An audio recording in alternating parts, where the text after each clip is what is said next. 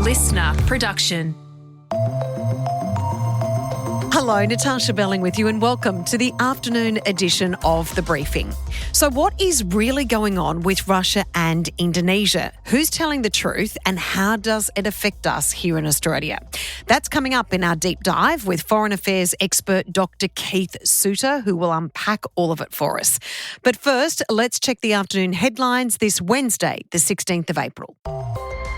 Ahead of tonight's second leaders' debate between Anthony Albanese and Peter Dutton, the Prime Minister says he won't be deterred from making more public appearances during the election campaign after another security breach.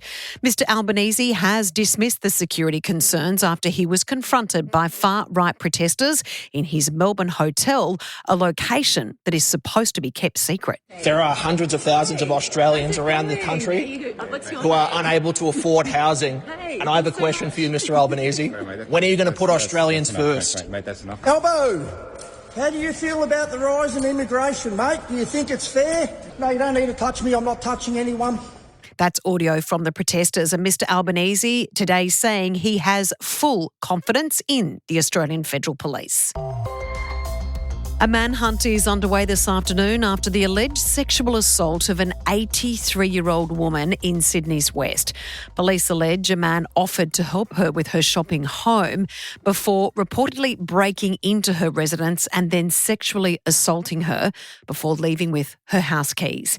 Here's Detective Acting Superintendent Rachel Fawcett with New South Wales Police. Well, all sexual assaults were taken very seriously, but it's particularly appalling when the most vulnerable members of our community are preyed upon and in a place they should feel safe that they're attacked.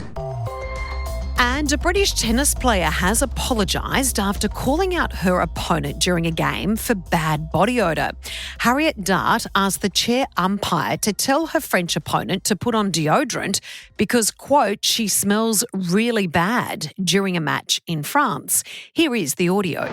Can you tell her to wear deodorant because it smells to wear deodorant? She's smelling really bad. Miss Dart, who lost the match 6-love 6-3, has since apologised on social media, saying it was, quote, a heat of the moment comment that I truly regret, adding, again, quote, I will learn from this and move forward. To our deep dive now, and national security is back in the headlines and firmly top of the election campaign after allegations Russia planned to use its military jets to operate out of Indonesia.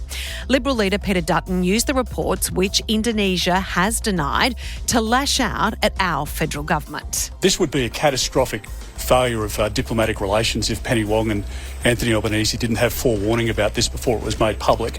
This is a very, very troubling development and suggestion that somehow Russia would have some of their assets based in Indonesia, only a short distance from, obviously, the north of our country. Today, the federal government hit back with Labor accusing Peter Dutton of fabrication for political ends, saying the Indonesian government was not considering allowing Russian planes to be based in their country. What we saw from Peter Dutton yesterday was an extraordinary overreach.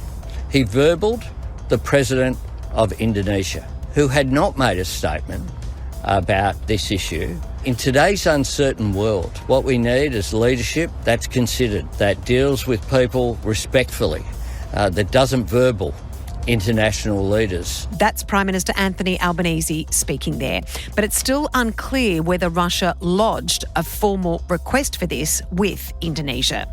Foreign Affairs expert Dr Keith Suter will join us to unpack what is really going on with Russia and Indonesia and why these new superpowers are part of a very different world order that is now emerging on our doorstep, with China leading the pack. Keith, thanks so much for joining us. Your initial thoughts on this situation with Indonesia and the unverified reports at this stage that Russia was planning to set up some type of military base just north of Australia. We know that the Russians are trying to move into this region, and so this would be part of that strategy if, in fact, a request has been made by Russia to Indonesia. And it's a sign of the times that there is this risk of a looming conflict between Russia and other parts of the Western world.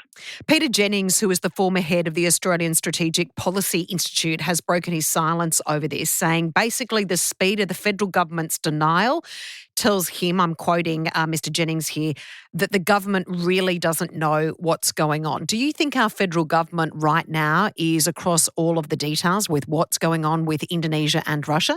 Well, it was a story that appeared in a military magazine, Jane's, published in the US and UK. And I think the Australian government was caught flat-footed. There are just so many stories circulating each day. They didn't get any inside intelligence on this. They were as caught by surprise as the rest of us. It shows that the Australian government, which of course is only in caretaker mode at the moment, is certainly a little slow on this issue. Now, Mr Jennings has also said that where there is smoke, there is fire, pointing to what you mentioned to us earlier, Keith, the fact that there is an ongoing relationship with Russia and Indonesia. What do you think this says for Australia right now? Should we be concerned about these developments just north of us in Indonesia? Oh, well, it's certainly not going to keep me awake tonight, that's for sure. There is obviously an improvement in relations between Indonesia and Russia. There is a big economic grouping called BRICS, which stands for Brazil, Russia, India, and China. And then South Africa gives us the S. And that's attracting lots more members from outside of the Western world. And a recent member to join has been Indonesia.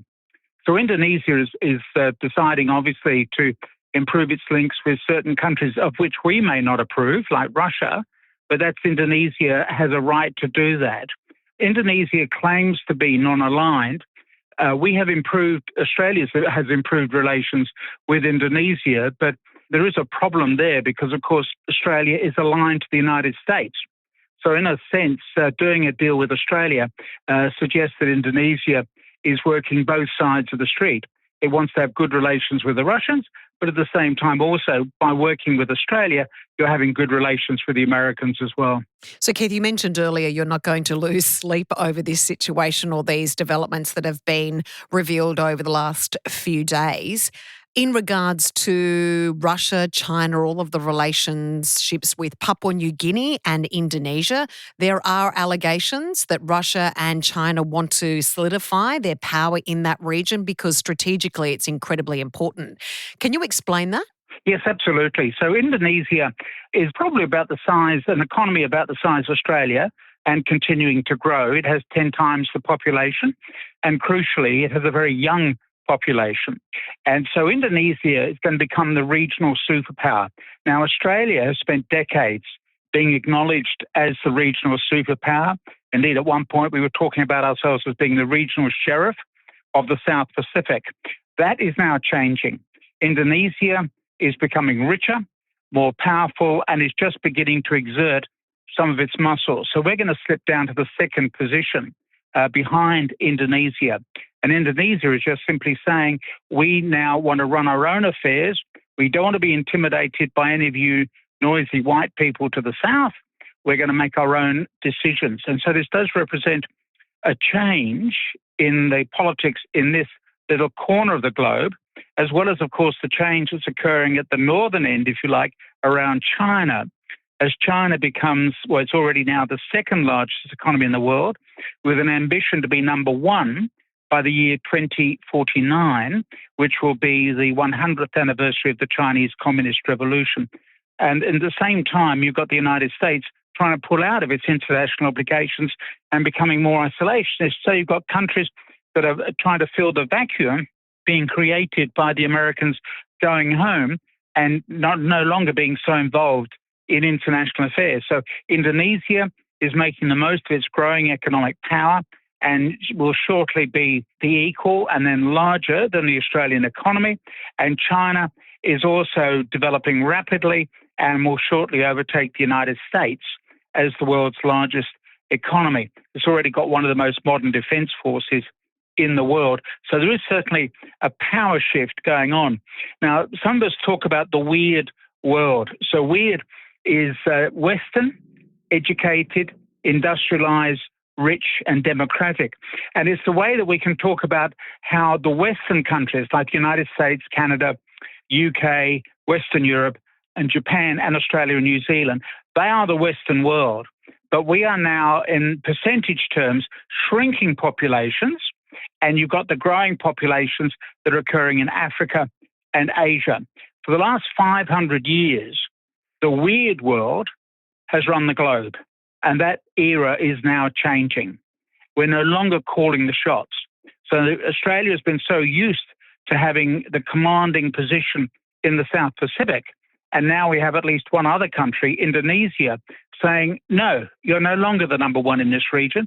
We also now can make our own decisions, and we may not necessarily follow everything in which you, Australia, wants to lead us. So, Keith, if we break this down right now, can you explain to us strategically, if this power shift is happening, which we're seeing right before our eyes, why is Indonesia so important and Papua New Guinea to China in particular, but also Russia right now? Why would Russia want to set up a military base or have military capability in Indonesia or Papua New Guinea? Because it would give Russia a base from which to fly their planes or perhaps to operate their ships. As a way of keeping an eye on what's going on in the South Pacific, and as a way of saying the South Pacific is no longer the American lake.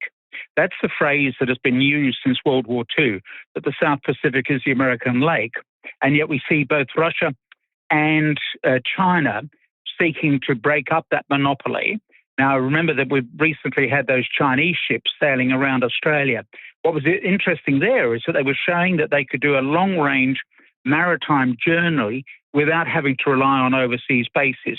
The Americans have got 900 bases around the world. The Chinese have said, well, we don't need those bases. We can do it ourselves on long-range ships.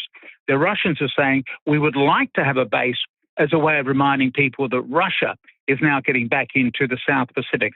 There is always in international politics both a substantive issue and a performance issue. By that I mean that you've got the importance of the base itself as part of a strategy, but also the importance of a base as part of a performance, as a way of saying, well, we're flying the Russian flag now on a part of Indonesia, and as a way of demonstrating that the Russians are in town in much the same way the Americans stood with the flags on their bases that we have here in Australia.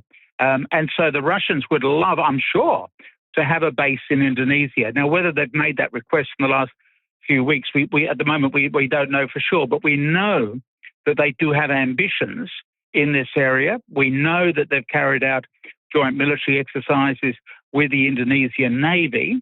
So the next stage up would be to have their own base as well. So, Keith, in regards to this changing world, as I mentioned before, that is occurring right now, do you believe, looking at this from an objective point of view, that Russia and China are strategically repositioning themselves to be the new world powers?